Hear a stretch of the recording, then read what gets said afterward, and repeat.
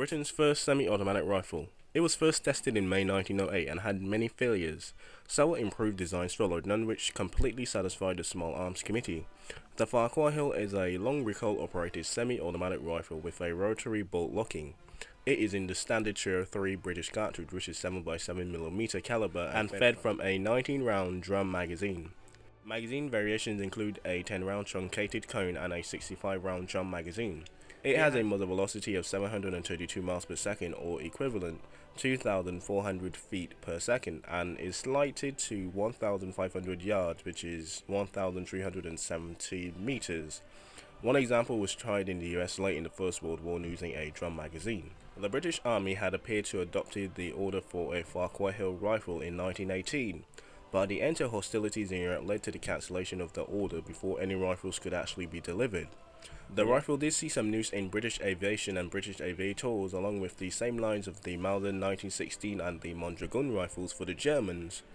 It did see some extensive use for observers and gunners afoot along the Sopwith camels before the interrupter gear, and a lot of self-loading rifles did see enormous improvements over bolt action rifles and actually saw some use on the ground, and even self-loading rifles saw brief use before the practice of mounting machine guns into aircraft took hold. The Farquhar Hill was originally patented in the UK in 1908 and in the United States in 1909. The key factor was an immediate action spring-stored recoil engine. Upon discharge, the barrel recoiled was a lock bolt, compressing the intermediate spring on recoil.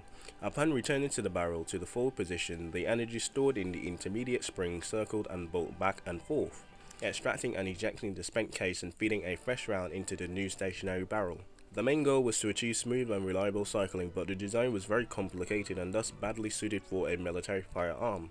By 1911, Farquhar and Hill revised their rifle, changing its source of energy from barrel recoil to a more convenient gas-operated action. The new weapon also utilized immediate springs of a source of energy from cycling of the bolt, but the barrel was now stationary, simplifying the design and making it a more potential, more accurate and more reliable gun. During the following years, this design was further refined and tested by the British Army on several occasions. This rifle was initially chambered in the new Trio 3 rimless, designed by necking up the 7.65x53mm Belgian Mauser cartridge and loading it into a British issue Mark 7 bullet of the 303 caliber. Later, this experimental loading was discharged in favour of a standard issue 303 British ammunition. After several trials, including troop trials on the front, in 1918 the Farquhar Hill rifle was found to be a rifle suitable for military use, and an official request was issued for the procurement of more than 100,000 Farquhar Hill rifles for British forces fighting in the continent against the Germans. Official nomenclature assigned to the military Farquhar Hill in August 1918 was the rifle's 303 inch by patent 1918. However, hostilities of the Great War ended before production facilities were even allocated for this rifle, and in the view of an upcoming peace, the requirement for manufacturing the Farquhar Hill rifle was dropped in 1919. And that is the story of the Farquhar Hill. Yes, very long, very boring, very mechanical, a gun that never really was.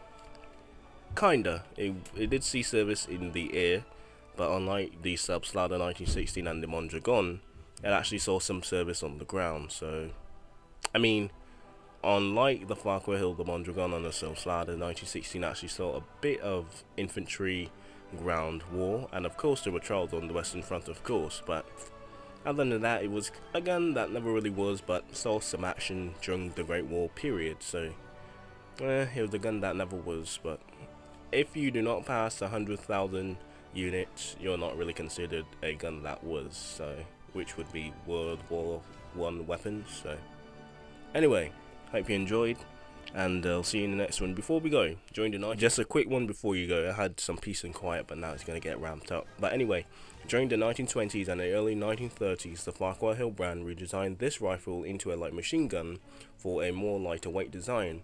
It was kind of like a DP-28. It was actually a top-fed, top-mounted pan magazine, and on several occasions the British Army actually tested this machine gun, and it was named the Breadmore Farquhar, but ultimately it was rejected for various reasons, and maybe we might do a video on that, but that is I don't want to do a Great War, but yeah, it's kind of out of the scope of the channel, and I mean, it was a gun that never was of World War II, so it was not like an experimental gun that the SAS or the stormtroopers used in World War I or World War II. So I don't know. World War One is a bit more fascinating because some of these supposedly experimental weapons actually go on to fight in World War Two. Even the MP-18 that's all limited use actually went on to fight in World War Two. So, yeah, but that's interesting. This gun could have been a World War Two British DP-28 or something like that. The legend could have lived on with the Farquhar Hill. So that's interesting to note. Anyway, hope you learned something. I don't really have a lot of footage for the Farquhar Hill, so hopefully that works with the short video. So hope you learned something, enjoy yourself, and I'll see you in the next one. Yeah, we got to finish up. We're actually getting pretty close. We actually got like, what, 2 weapons down. I'll probably do the Webley revolver and maybe the Webley Scott, maybe? Depends. I don't want to do too much. The Bulldog revolver will be like a mini episode, 3 minutes tops, so that won't really count as an episode, but just, you know, filler. It is the last season of the Entente, so might as well go out with a bang. Germany is going to get a lot of weapons, my boy.